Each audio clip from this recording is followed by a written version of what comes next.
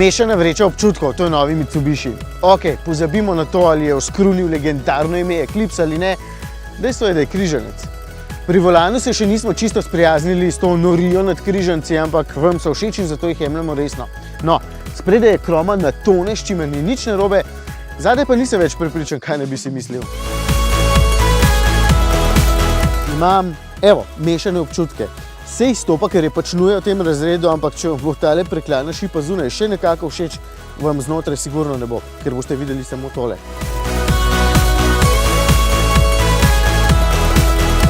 Je malo tečno, ne? V avtu tega razreda enostavno nisem pripravljen sklepati kompromisov glede vidljivosti nazaj.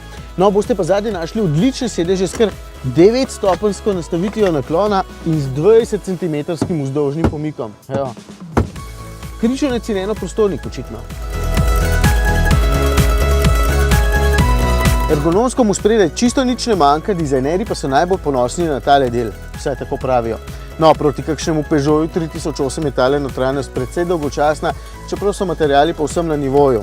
Vmesnik je ok, čeprav je tale touchpad malce nadležen, boste pa že od opreme in vaj naprej z avtomobilom zelo povezani. Tako zelo, da boste morali uporabljati navigacijo iz vašega telefona preko Android Auto oziroma Apple CarPlaya, ker njihove ni. Sploh. Ampak v bistvu to ni graja, itak so navigacije na telefonih vedno najboljše.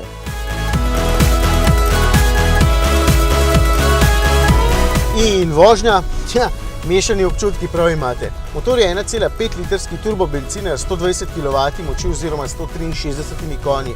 Na papirju je moči čisto dovolj in v praksi tudi, tam nekje od 2200 vrtljajev naprej, z manj kot 100 bo pa že speljati težko. Nobenega navora tik nad prostim tekom, zato prav nerad priznam, da mi je dejansko že 3-krat ugasnil. Če dokupite CVT menjalnik, teh problemov ne bo, bodo pa drugi, tisti bolj glasni. Sicer pa tale ročni menjalnik prav prijeten, zelo natančen, s kratkimi hodi, tak tipičen japonski. In tudi v tej kombinaciji s tem motorjem boste motor prav radi priganjali, ker potem pri visokih vrtljajih dobi tak zanimiv zvok. Kar se pa lege na cesti tiče, dejansko nimam nobenih pripomb, avto je prav prijeten, lahkoten, prijetno čvrst in v zavojih vliva zaupanje. Se ne čudim, pri Mitsubishi so itak specialisti za SUV-je in znajo prirediti podvozje tudi za takšnega malce bolj nežnega predstavnika. Zadaj so mu dali več točkovno vpeto opremo, spredaj pa je McPherson.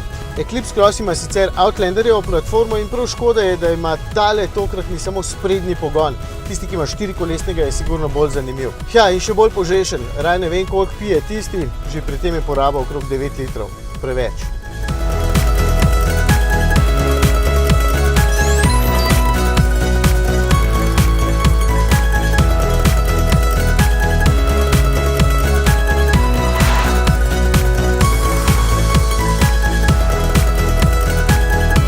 Če vam rdeč obarvani všeč, vam tale težko ne bo. 6-plastna je in se malo preliva.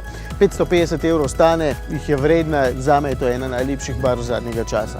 No, sicer pa je Eclipse s tole opremo Intense Plus, plus pomeni, da ima še parkirne senzorje in projekcijski zaslon, stane okrog 24 000 €.